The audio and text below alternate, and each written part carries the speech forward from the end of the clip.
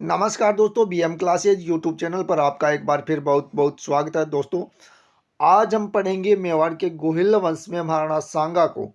और दोस्तों, पिछले वीडियो में हमने महाराणा कुंभा तक के जो प्रतापी शासक है उनको पढ़ा था। और दोस्तों, ये हमारी सेकंड ग्रेड की सीरीज चल रही है और जिसमें हम पढ़ रहे हैं राजस्थान इतिहास एवं संस्कृति क्लास 10th की बुक के माध्यम से जो इम्पोर्टेंट फैक्ट है उनको हम पढ़ने वाले हैं। तो दोस्तों, अगर आप पहली बार चैनल पर हैं तो वीडियो को लास्ट तक ज़रूर देखिए और चैनल को, अगर आपको मेरी क्लास पसंद आए तो चैनल को सब्सक्राइब करके वीडियो को लाइक ज़रूर करना। दोस्तों, हम पढ़ेंगे आज महाराणा सांगा के बारे में। महाराणा सांगा का समय 1509 से 1528 ईस्वी का था और महाराणा सांगा को ही संग्राम सिंह के नाम से जाना जाता है। और महाराणा सांगा ये 4 भाई थे। इनके 3 जो भाई थे, पृथ्वीराज, जयमल और राज सिंह, चारों भाइयों में उत्तराधिकार के लिए संघर्ष हुआ और इस संघर्ष में अंततः विजय ही महाराणा सांगा ही रहे थे और मेवाड़ के शासक बने। यानी महाराणा सांगा मेवाड़ के शासक बने 1509 ईस्वी में। और उस समय जब मेवाड़ के शासक बने महाराणा सांगा, उस समय मालवा पर सुल्तान नासिरुद्दीन का शासन था। यानी जो मालवा का जो सुल्तान नासिरुद्दीन था वो सांगा के समकालीन थे। आगे अगर हम बात करें, 1511 ईस्वी में सुल्तान की मृत्यु के बाद उत्तराधिकार का संघर्ष छिड़ गया, जिसमें एक राजपूत सरदार मेदिनी राय के सहयोग से महमूद खिलजी द्वितीय को सफलता मिल गई। यानी 1511 ईस्वी में नासिरुद्दीन सुल्तान नासिरुद्दीन था, उसकी मृत्यु हो जाती है 1511 ईस्वी में और उत्तराधिकार के लिए संघर्ष छिड़ जाता है, जिसमें जो राजपूत सरदार था मेदिनी राय के सहयोग से महमूद खिलजी को सफलता मिल जाती है। इस सफलता से मेदिनी राय का कद बढ़ गया तथा अब वह एक तरह से मालवा का अप्रत्यक्ष शासक बन गया। यानी जब नासिरुद्दीन की मृत्यु हो जाती है तो उसके बाद महमूद खिलजी द्वितीय को जो उत्तराधिकारी का संघर्ष था उसमें मेदिनी राय के सहयोग से महमूद खिलजी सफलता प्राप्त कर लेते हैं, लेकिन अप्रत्यक्ष रूप से मालवा के शासक कौन बन जाते हैं? मेदिनी राय ही बन जाते हैं।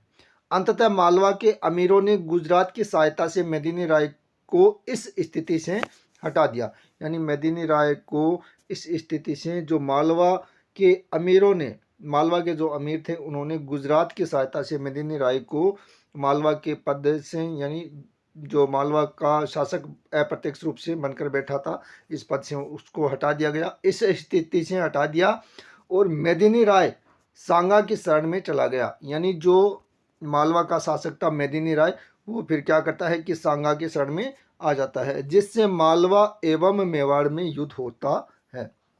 यानी जब मेदिनी राय सांगा की शरण में आ जाता है तो फिर क्या होता है, मालवा एवं मेवाड़ में युद्ध हो जाता है और मालवा का सुल्तान महमूद खिलजी द्वितीय पराजित हुआ और सांगा के द्वारा उसको बंदी बना लिया गया। यानी मेवाड़ और मालवा का जो युद्ध हुआ था उसमें महमूद खिलजी द्वितीय को महाराणा सांगा के द्वारा हराकर उसे बंदी बना लिया जाता है।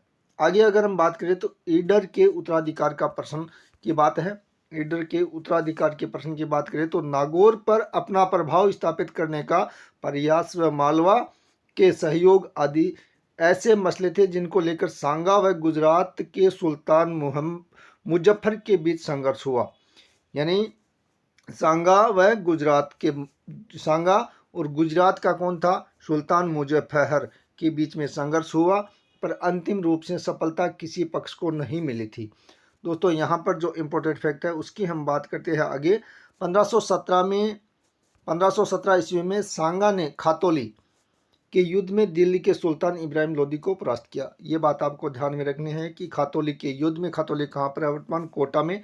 और खातौली के युद्ध में दिल्ली के सुल्तान इब्राहिम लोदी को महाराणा सांगा के द्वारा परास्त किया गया। और इसके बाद राणा की सेना ने बाड़ी के युद्ध की बात हो रही है, बाड़ी का युद्ध, बाड़ी कहाँ है? धौलपुर में। बाड़ी के युद्ध में इब्राहिम लोदी की सेना को परास्त किया था। तो दोस्तों, यहाँ पर आप देख सकते हो खातौली के युद्ध में 1517 ईस्वी में इब्राहिम लोदी को परास्त किया और उसके बाद बाड़ी के युद्ध में इब्राहिम लोदी की सेना को सांगा के द्वारा परास्त किया गया। दोस्तों आगे हम बात करते हैं। 1526 में बाबर ने पानीपत के युद्ध में इब्राहिम लोदी को परास्त कर आगरा पर अधिकार कर लिया। आगे देखें, बाबर ने सांगा पर विश्वासघात का आरोप लगाकर उसके विरुद्ध कुछ किया, यानी बाबर के द्वारा सांगा पर आरोप लगाकर उसके विरुद्ध कुछ किया, क्योंकि बाबर के अनुसार सांगा ने उससे वादा किया था कि जब वह इब्राहिम लोदी पर आक्रमण करेगा तो सांगा उसकी क्या करेगा, मदद करेगा। तो बाबर सांगा के विरुद्ध विश्वासघात का आरोप लगाकर सांगा के विरुद्ध कुछ करते हैं, क्योंकि बाबर कहता है कि सांगा ने उससे वादा किया था कि जब वह इब्राहिम लोदी पर आक्रमण करेगा तो सांगा उसकी क्या करेगा, मदद करेगा, लेकिन सांगा ने मदद करने से मना कर दिया था। सांगा ने उसकी कोई मदद नहीं की, मगर इस आरोप से पुष्टि होती है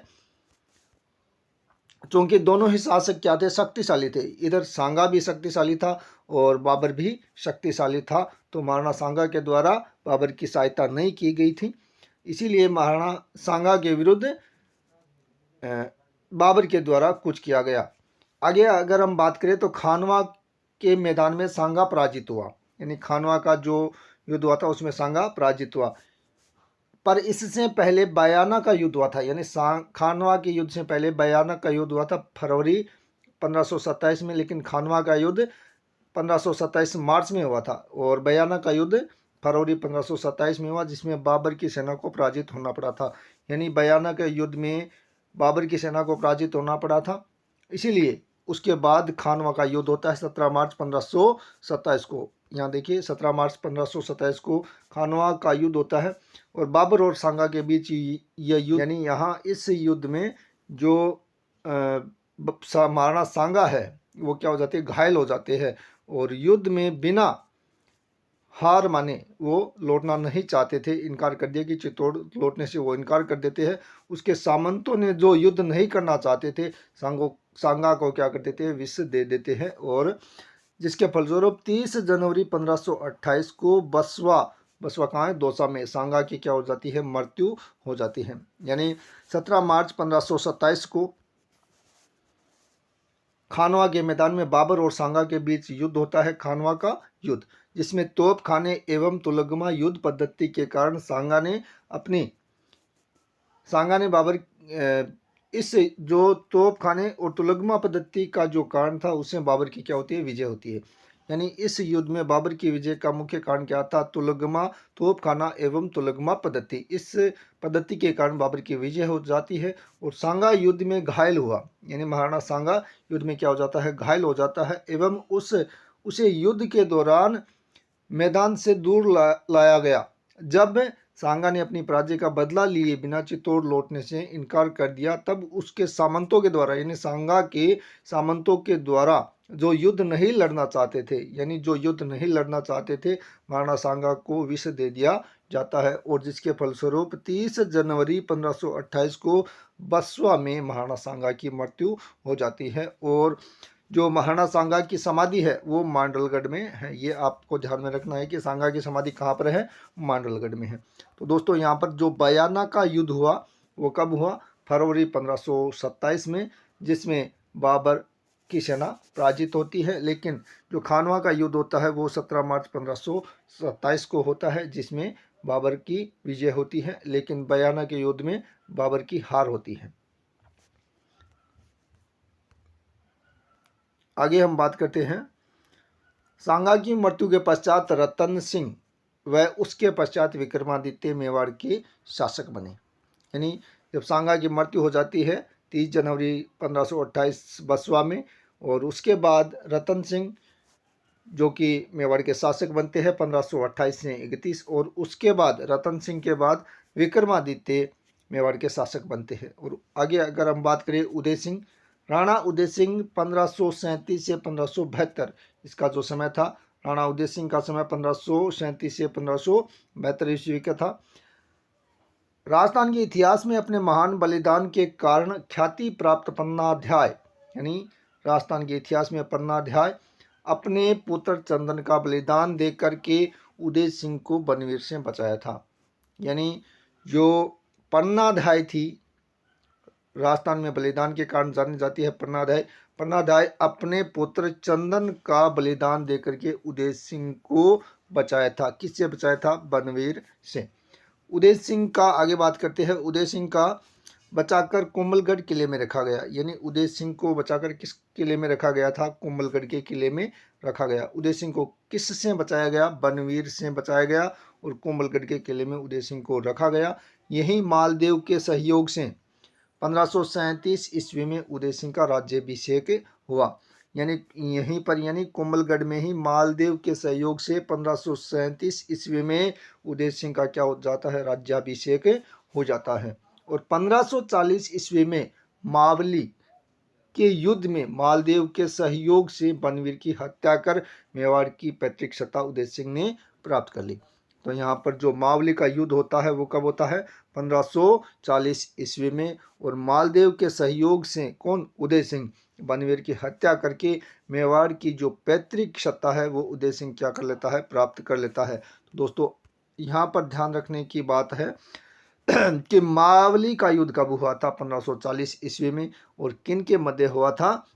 बनवीर और यहाँ पर उदय सिंह की बात करते हैं, इन दोनों के मध्य हुआ। लेकिन मालदेव के सहयोग से क्या होता है? उदय सिंह बनवीर की हत्या कर देते हैं और उदय सिंह मेवाड़ की पैतृक सत्ता पर अधिकार कर लेता है, यानी मेवाड़ की सत्ता प्राप्त कर लेता है। तो मावली का युद्ध 1540 ईस्वी में उदयपुर में हुआ था।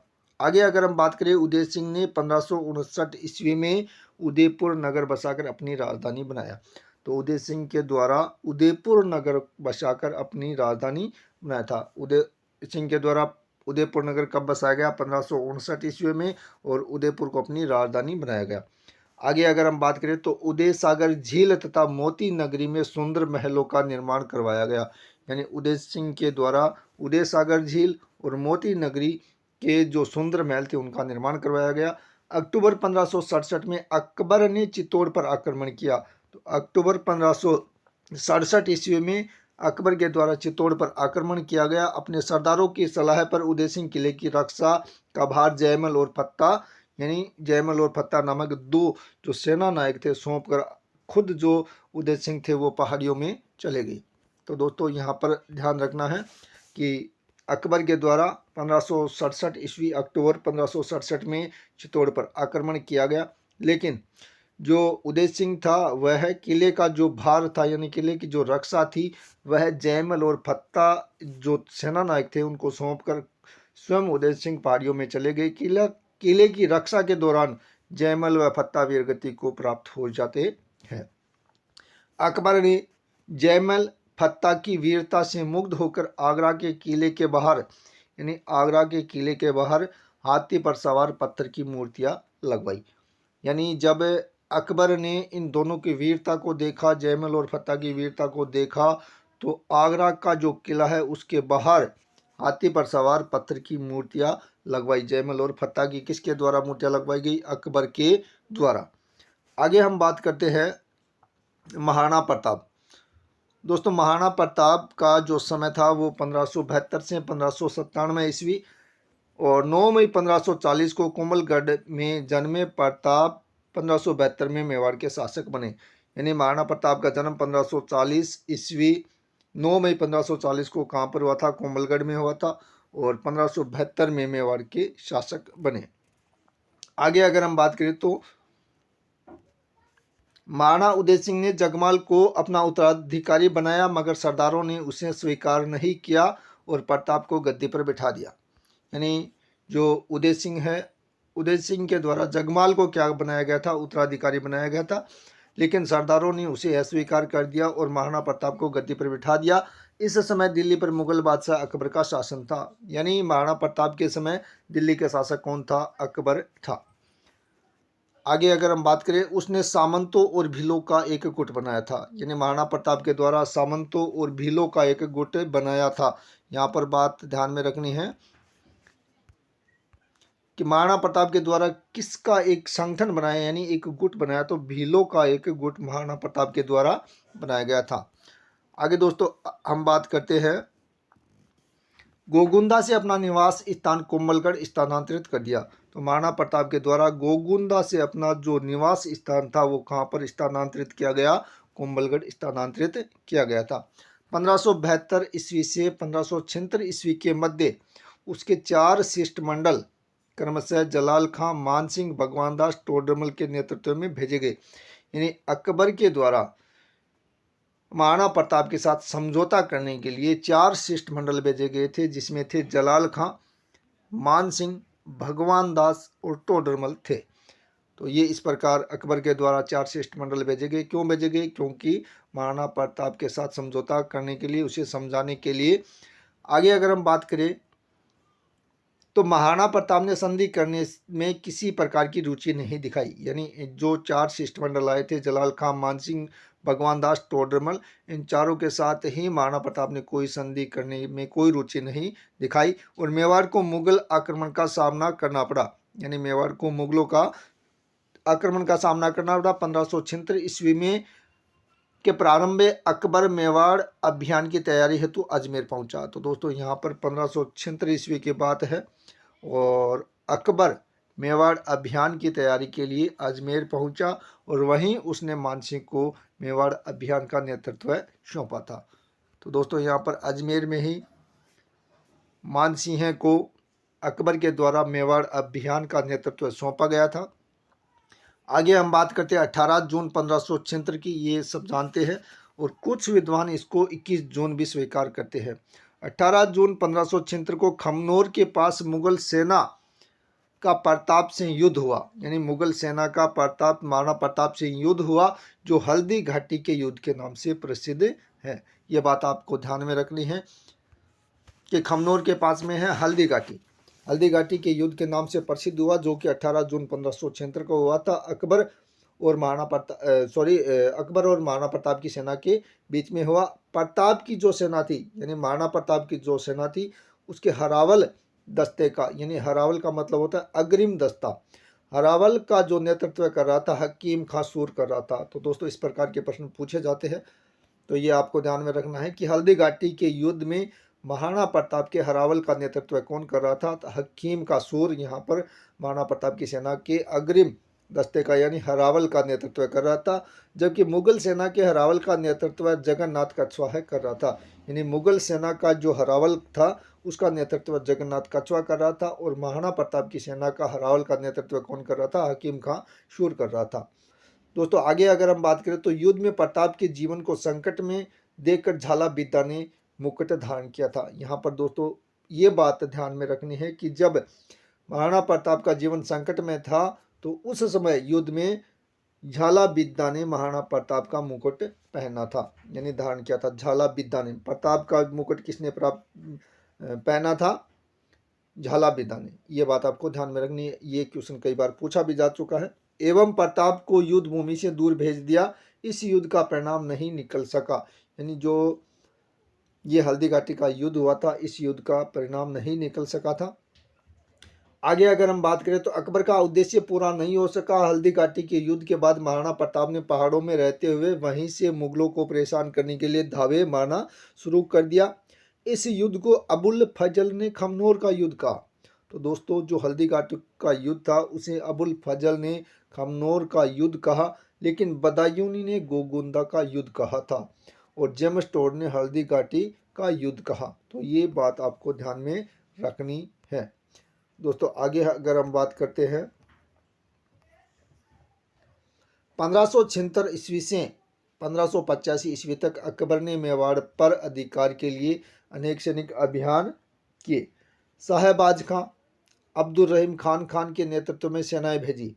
यानी 1576 से 1585 ईस्वी तक अकबर ने मेवाड़ पर अधिकार करने के लिए अनेक सैनिक अभियान भेजे, जिसमें साहेबाज खां, अब्दुल रहीम खान के नेतृत्व में सेनाएं भेजी, मगर उन्हें ज़्यादा सफलता नहीं मिली। 3 अप्रैल 1578 ईस्वी को भीषण संघर्ष के बाद साहेबाज खां कोमलगढ़ दुर्ग पर अधिकार करने में क्या हो जाते हैं? सफल हो जाते हैं। यानी भीषण संघर्ष के बाद साहेबाज खां कोमलगढ़ दुर्ग पर क्या कर लेते हैं? अधिकार कर लेते हैं और 1582 ईस्वी में महाराणा प्रताप ने मुगलों के विरुद्ध दिवेर नामक सैनिक चौकी पर आक्रमण किया। यानी 1582 ईस्वी की अगर बात करें तो उस समय महाराणा प्रताप ने मुगलों के विरुद्ध दिवेर नामक चौकी पर आक्रमण किया था। किसने? महाराणा प्रताप ने मुगलों के विरुद्ध कौन सी चौकी? दिवेर नामक सैनिक चौकी पर आक्रमण किया। और महाराणा प्रताप के पुत्र अमर सिंह ने इस चौकी पर तैनात सूबेदार था मुगल सूबेदार शेरिमा सुल्तान खां को एक ही वार में परलोक पहुंचा दिया। तो दोस्तों यहाँ पर जो दिवेर की चौकी पर महाराणा प्रताप के द्वारा 1582 ईस्वी में आक्रमण किया गया, उसमें महाराणा प्रताप का पुत्र था अमर सिंह। अमर सिंह के द्वारा यहाँ पर जो दिवेर की चौकी थी उस चौकी पर मुगल सूबेदार शेरिमा सुल्तान खां को एक ही वार में परलोक पहुंचा दिया था। ये बात आपको ध्यान में रखनी है। एक छोटी सी मेवाड़ी सेना की यह बहुत बड़ी सफलता थी। इसी कारण दिवेर को क्या कहा जाता है? मेवाड़ का मैराथन कहा जाता है। तो दिवेर को क्या कहा जाता है? मेवाड़ का मैराथन, ये ध्यान में रखना है। आगे अगर हम बात करें 1585 ईस्वी के बाद अकबर मेवाड़ की तरफ कोई अभियान नहीं भेज सका। 1585 ईस्वी से 1597 ईस्वी के बीच प्रताप ने चित्तौड़ एवं मांडलगढ़ को छोड़कर शेष राज्य पर पुनः अधिकार कर लिया। तो दोस्तों यहाँ पर ये ध्यान में रखना कि 1585 ईस्वी से 1597 ईस्वी के बीच महाराणा प्रताप ने चित्तौड़ एवं मांडलगढ़ को छोड़कर राज्य पर पुनः अधिकार कर लिया था। यानी चित्तौड़ को छोड़ दो और मांडलगढ़ को छोड़ दो, और जो शेष राज्य था मेवाड़ का उस पर महाराणा प्रताप के द्वारा 1585 से 1597 ईस्वी के बीच पुनः अधिकार कर लिया गया और चावंड को अपनी क्या बनाई? राजधानी बनाया। तो महाराणा प्रताप के द्वारा चावंड को राजधानी बनाया गया और राज्य में सुव्यवस्था स्थापित की। 19 जनवरी 1597 ईस्वी को महाराणा प्रताप की क्या हो जाती है? मृत्यु हो जाती है। ये ध्यान में रखना कि महाराणा प्रताप की मृत्यु कब हुई? 19 जनवरी 1597 ईस्वी को महाराणा प्रताप की मृत्यु हो जाती है। चावंड के पास बारडोली नामक गांव में महाराणा प्रताप का अंतिम संस्कार किया गया था। यानी महाराणा प्रताप का अंतिम संस्कार कहाँ पर किया गया था? चावंड के पास में है बारडोली गांव, यहाँ पर महाराणा प्रताप का अंतिम संस्कार किया गया। और महाराणा प्रताप के संबंध में कर्नल टोड लिखते हैं, ये बात कोई इतनी स्पष्ट नहीं है फिर भी हम देख लेते हैं। कर्नल टोड महाराणा प्रताप के बारे में क्या लिखते हैं कि आलप्स पर्वत के समान अरावली में कोई भी ऐसी घाटी नहीं जो प्रताप के किसी न किसी वीर कार्य, उज्जवल विजय या उससे अधिक कीर्ति युक्त पराजय से पवित्र न हुई हो। तो ये बात कौन लिखते हैं? कर्नल जेम्स टोड के द्वारा लिखी गई। हल्दी घाटी मेवाड़ की थर्मोपोली है और दिवेर मेवाड़ का मैराथन है। तो ये बात आपको ध्यान में रखना है कि हल्दी घाटी को मेवाड़ की थर्मोपोली कहा जाता है और दिवेर को मेवाड़ का मैराथन कहा जाता है। आगे हम बात करते हैं। तो दोस्तों महाराणा अमर सिंह का जो कार्यकाल या अमर सिंह का जो संघर्ष है वो हम अगले वीडियो में देखने वाले हैं। तब तक के लिए धन्यवाद। मेरा अगर ये वीडियो आपको पसंद आया है तो मेरे इस वीडियो को ज़्यादा से ज़्यादा लाइक करिए। धन्यवाद।